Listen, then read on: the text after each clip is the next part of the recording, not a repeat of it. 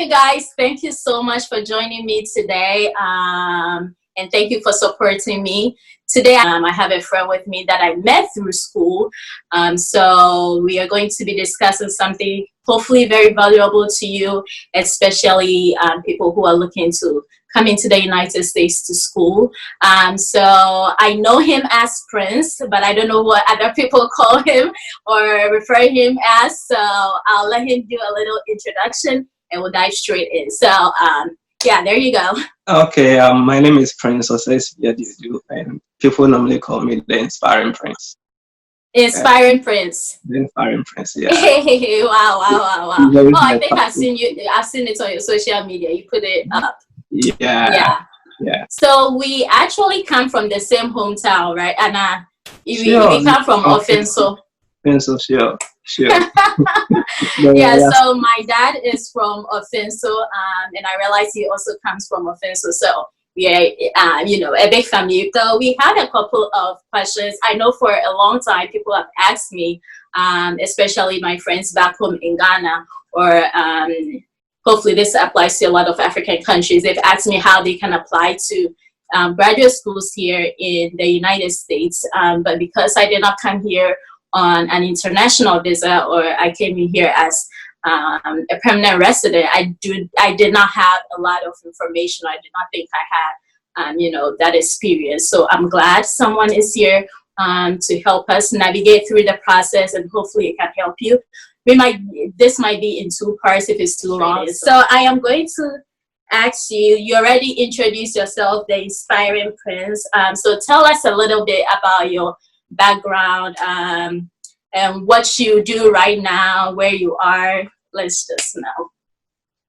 Okay, right now I just graduated this May, and unluckily for me, I couldn't do my graduation just because of this pandemic. Yeah. So right now, and I applied for OPT, but I got some couple of jobs to work on. So probably by July, I'll be starting to work. Yeah.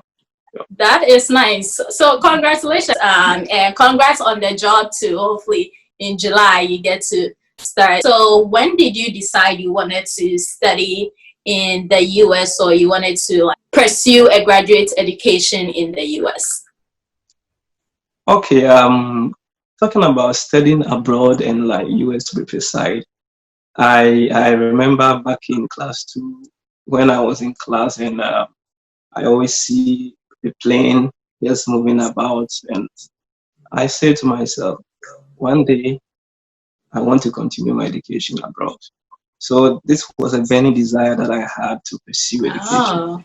Yeah, right from my infancy. After my undergrad, then I said, what? Then I have to make it a point to fulfill my dream to study outside. That was indeed a burning desire that pushed me ahead to study. Oh, nice. What was your undergraduate education?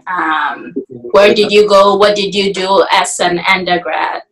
Okay, I studied political science back in Kwame Nkrumah University of Science and Technology. So during my time, it was political studies. Yeah, so that was what I did back in Okay. So what was the process after you decided to, okay, now I'm done with school? How did you get to come here? What was the process? What did you have to do? Any exams? How did you contact schools? How did you apply? One thing that I do believe is I always tell people, don't only get introduced. And I always take something from Luke chapter 2, verse 52. The Bible said, Jesus grew in wisdom and in stature, and he had wisdom in that of men. Sometimes people do pray and like, oh God, I need your help. I don't need a human being to help me. Listen, you don't know how to pray. You need people. Just that you need the right kind of people in your life. That's it. And I had a friend back in tech, and I was in the same class with him. And during the process, I helped him within the process of going to the embassy for the interview and stuff. So when he was able to get the visa to the US and into Ohio University, then he introduced me. Why and don't you apply? Yeah. So that was the kind of connection I had. So basically, through your friend, you helped your friend through the process, and when he got here, he also told you to basically, Sure. follow that dream. Okay. Did you just apply to just Ohio University, or you applied to other schools just to keep yourself safe, or you just knew like the right thing to do so that you get into the school? What was it? Because there are tuition involved. I believe you have to pay for application fees. Yeah. So how was that process? Actually, I applied to only Ohio University. That was the only school that I applied to. I know some people apply to about 5 schools. Yeah. Yeah, but I only applied to OU. Yeah. And all these schools, they have application fees that they do take. Sometimes this scares people from like applying for many schools. Yeah. Mm-hmm. What was needed in the application? Did you just need your undergraduate education, and basically that was it? Yeah, one thing that is very important is most of the schools in the US take like a degree that is 4-year duration. So most of the requirements is that you have to complete a 4-year university education. Oh, and that wow. one is very important. Yeah. So, but one thing that I can say is applying to study in the US is not something that is so like you have to pull heaven and hell before you can apply. Mm-hmm. It's just a basic details that you are providing: your name, your passport number, the school you attended, and they also have an option that will give you the ability to upload the necessary documents that is needed for your application process. Oh, okay. So I know that even when we were coming in, we had to, just because we were going to start school all over again, because I started KNUSC like for 1 year, then I stopped. I didn't get my transcript. So when I came here, I just had to start all over again.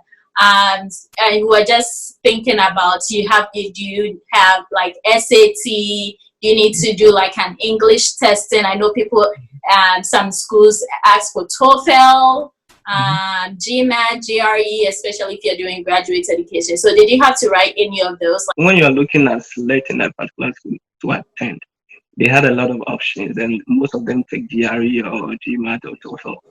Yeah. And the other school that do waive the English proficiency for you. Oh. And sometimes, back in our schools in Ghana, various undergraduate education, people, they do give us English proficiency. Okay. And those English proficiency are never a requirement, as in they don't accept those English proficiency. Yep. So though you can upload those documents to your application process, they will never accept it. Here in the US, there's a standard that they adhere to, and they want you to provide a document that's tuned or that is in line with those standardized testing systems that they have around in the US. So yeah. For me, in Ohio, there are some courses they do waive the English proficiency for you. So sometimes it's very important to select schools or look at schools. If you don't have GRE, you don't have TOEFL or any other test results, you can look at schools that can really waive the English proficiency for you. So it depends on the school, and it also depends on the course that you're doing. It depends on the school, it depends on the course. Wow. Oh, okay. I didn't even know that. When people do apply like to various schools, it's like their hands are tied. Send emails, ask questions, anything you don't understand. Listen, sometimes the system here is different from Ghana, where anything you don't understand, shoot them an email, or you can even call them. Yeah. They will attend any query or any question that you ask them. Yeah. Yeah, that's really good information. Okay. So we already know. So how did you take into consideration also the tuition for the school you were coming in? Because I know from doing undergrad to being here in medical school, tuition, US tuition, as I've heard from other people in other, like the European countries or in China or, Asian countries who are studying, the US tuition is very expensive.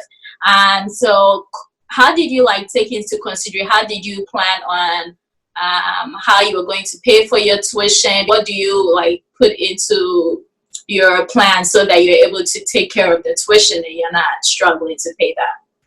Yeah, one thing that is very important to consider is the funding. The funding is very important, and Mm-hmm. I would say that that is the major thing to consider after, like whenever you are applying for school. Yeah. And in several instances, there's a situation whereby they will give you funding. Okay, they will cater for your tuition. They will pay like I would say almost everything for you. But there are other Nice. areas or other aspects that you have to pay yourself. Mm. Yeah, and sometimes people are giving partial funding, and meaning that the other stuff you are supposed to cater for it. And sometimes people don't even know that we do pay health insurance. Yes, because you have to pay health insurance, because that was Yes, like my next and question after you are going tuition. to pay it yourself, and the health insurance is about $3,000 a year. Yep. Yeah. One thing is, whenever you receive like you are done with your application process and you receive you get your admission. One particular thing that is very key or that is very important is you will know whether you have been given funding or not. Oh, okay. So it will be in your like admission letter that you. Admission letter. So before you come, you know that you have been given funding or you have not been given any funding at all. Okay. Because there are a lot of instances whereby people are not giving any funding. Mm-hmm. And there are instances other people are giving us, they are giving funding. And that one is very, very important. Yeah. Okay. And one thing is even those that are giving partial funding mean that you have most of the time they have 5 hours to work for their department and they have 15 hours to work at like transportation, at the culinary service and other places that they have to work. Yeah.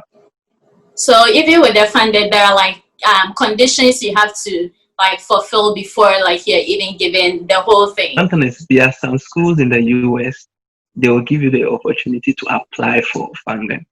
Oh, okay. Okay. But in other instances also, you don't need to apply for it. They It just will give it to come, you. they will give it to you. Yeah. It Oh, will come okay. alongside your admission letter. So everything is detailed in the admission letter. So whether Mm-hmm. you've been given a funding, you know the amount they are giving to you and the cost they've taken. And Mm-hmm. the rest, what you're supposed to pay, everything is in the admission letter. Yeah. Okay. So if you don't get funding or you don't have the chance to apply for a scholarship, how do you get funding from other than that one there? Okay, it's a crime, yo. There is no way unless like you pay out of pocket. But how do you That is it. secure funding? That is it. And one thing is, if you are not given any funding, then as you said, you are going to pay out of pocket. Oh. And sometimes, I know someone who was not given any funding. So he came, and the second semester, they gave him funding. Sometimes when you are in it, it is easier for you to get access to certain things than Yeah, you kind of see the process, what you have to do, and you're able to yeah, like facilitate it yeah, faster. yeah. And Okay. sometimes people they move them from like no funding to partial funding, whereby at least they give them some stipend.